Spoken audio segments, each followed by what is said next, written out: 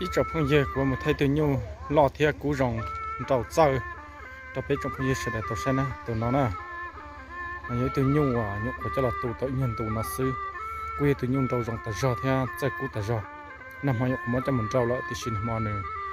à nhớ có cho là tàu mình thì nó xin chỉ tàu chơi sản trâu chơi thế năm hai mình chọn thì nhớ từ nhau à mình chỉ cú chơi thia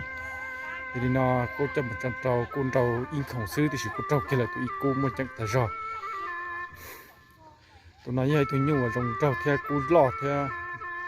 rồng có tài sản đó tụi nhau là đuổi tệ tài sản đó lúc đuổi sơn tệ rồng lên đấy yếu lụa im mệt nhọn thế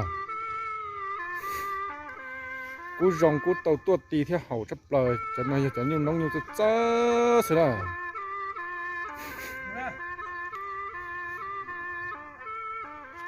như tụi nhau lọ tài sản này tụi nhau là dàn to theo bù giàu lại lọ tài sản theo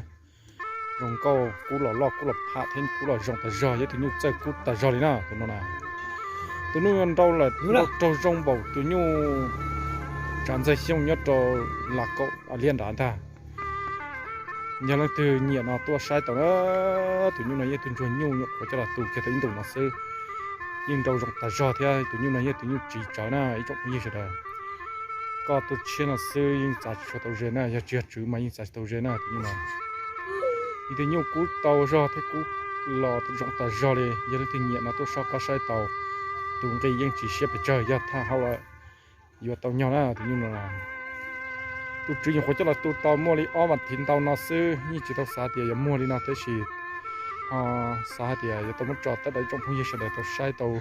bỏ xe lên thì họ nhẹ sai tụi chỉ lại là tàu sai tàu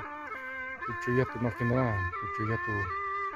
mà giờ nó tình nhận đồ sai tụi ơi tụi nhau cú lọ cú phạt ta giòn trâu vần tạt tao đấy tụi nhau này cho nó nhiều nói như vậy cho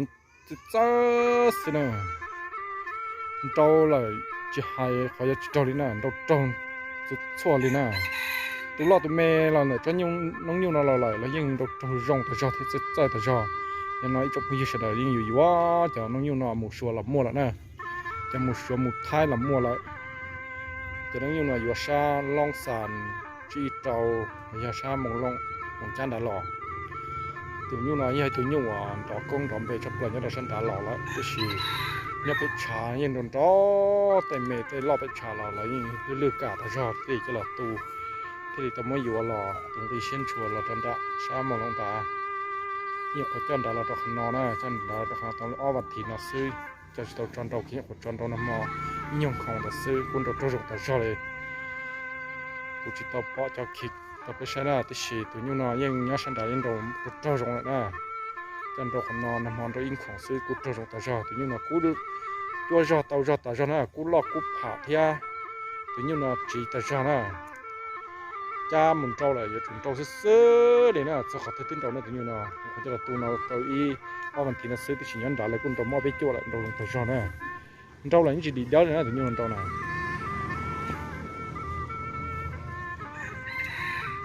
thì như nào qua cho làm tệ là tu tàu chuyển tệ là sư cho cha làm đã lọt sư chạy thì như nào bê cho trả tàu dê chẳng na thì như nào lưu gì đó cậu nhau lý ít đòn đó ăn tròn tại xin này bây không dễ sao tụi như muốn chỉ cụ trời chạy bê trả thua tàu dê thì chỉ là tự nhiên là tôi sợ cái sai tao nhiều cái cú khó chỉ chặt tụi nó nè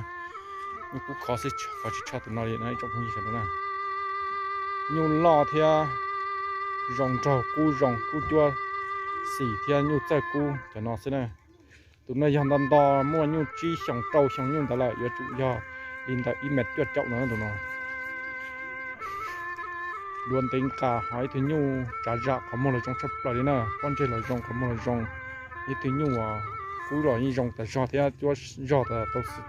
giò ta giò giờ lên tình nhẹ tôi sao cá sai tụi nó như thế nhưวันเราใจกูเทียสาธิตจะลันเราหอนตรงสว่างคนสว่างเอานอสังขวดนอซื้อจะnhưวันเราหอนนอตนอนต่อละอย่าจุ่มเราโตสินะสิnhưกบผาดูเลยกบผาได้เลยจนเท่าเราอีสาธิต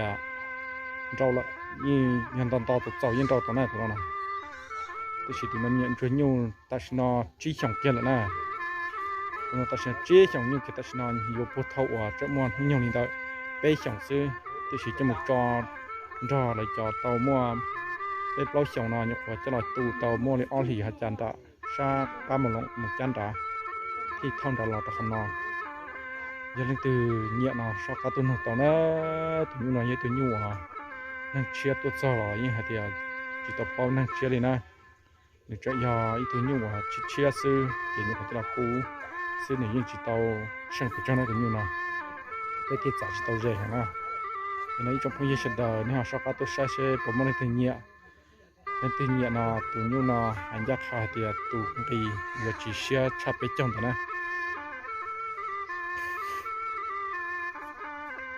từ nhẹ thì tía là tôi sẽ cái sai tao nè nhu bự là rong nó câu là rong hả gì là rong nó từ nhu nào có từ là rong không có liền nên từ nhẹ là tôi sẽ cái sai tao nên nó cũng mất từ nhu nào cho thay tôi sẽ là sai liền nó sư bây giờ là cho nó bên trong phong sự đời sai xử lý mọi tụi nó thấy tụi đủ của tụi số thành đó lại muốn cho bên sai sẽ là tụi nó nhàn đầu lại như chỉ hay đó phải chỉ trâu đầu lại trâu rồng tạt lại thế như vậy tụi nó sẽ cố rồng đầu thế lo nè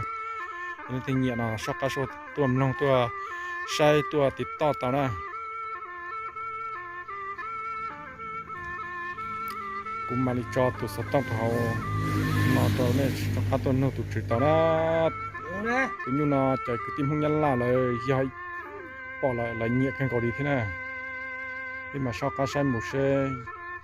nè lúc bà bắt đầu lại tận đây này rong trà xa thì cho là tu được hẳn giờ tận đầu cái sai xứ này nè và thế chỉ xe thì trong phong sự đời sai tụi nhau nó lại và giàu xe thiên nhiệt trâu tụi nhau là hàng thì nào bên mà đi một sai nữ trâu lại giờ tận đây lúc nào cũng là thay nữ rong đi nào cho bên sai xứ như thế thì nó sẵn chạy thế xã tàu nhiều xin trâu cu rong sai cu thiên nhiều lo tôi sai sọt tàu nè tụi này thì nhiều lo nhất trâu sa phong sứ vạn tại nọ nhất trâu lúc rong bắn nhuần nên tự nhiên là tôi sai tao nè nhưng phải cho là tụ kiên tại nọ tao o bản thì là cái sư bây họ sau cả sai mười tận đây lúc nào cũng thay nọ cho bây chụp bao sự được sai thế nào ít trọng phong gì tụi này tụi nhu cú rong ta rò lên thia ngó rong họ chín đầu là chơi đó tụi nó nè nhu rong trâu lo xuyên chùa đi nè tụi nó nè do tao trâu lại rong sai sơ đi nè lên từ nhà sau tôi sẽ tàu tụi này phải vô lò tàu chỉ tới nó cu từ nó tới tàu cu hàng chỉ từ như nó em muốn nhiều nên là chỉ xong rồi nè chúng tôi sẽ được lên từ nhà nó tôi sẽ pha sai nông tàu chia tàu sai tàu vô tàu nè tụi nó như thế nhiều chơi nhiều sơ nhưng mà cái là bún là sơ cá tiền choได้จากคนทุกคนนะใช่ยี่ถึงยิ่งว่าเนี่ยเราชอบปล่อยสักทีตื่นเช้านะ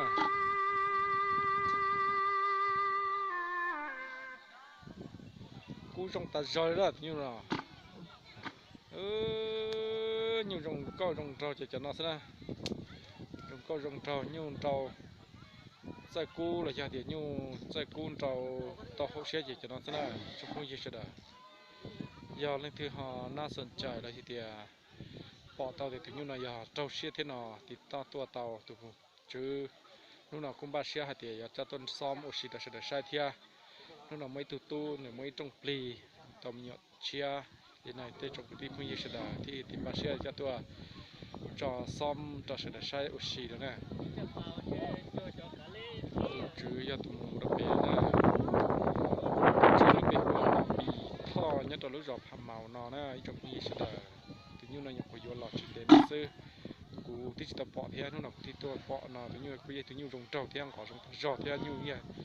nó thì như nó sai thật giò thì nó là trong phương gì sẽ đào bây họ sau các sai muốn riêng trâu thế nên họ nhận trâu trong chả này chụp không dư sự đời bác sĩ thì cho làm trâu ra ít tu ít bây giờ nó mà đi khi sen thì họ nhận trâu từ trong chả này chụp không dư sự đời nè thì mà vậy thêm cho nhiều là phải vô lò chia nó sai thì vô lò chia nó sẽ vô chụp trâu sơ này nè trong các sai muốn bây giờ giờ cho nó từ nó chụp không dư nó cũng mất thay nóซื้อเด็กมาเลยท่านเราไปใช้นะ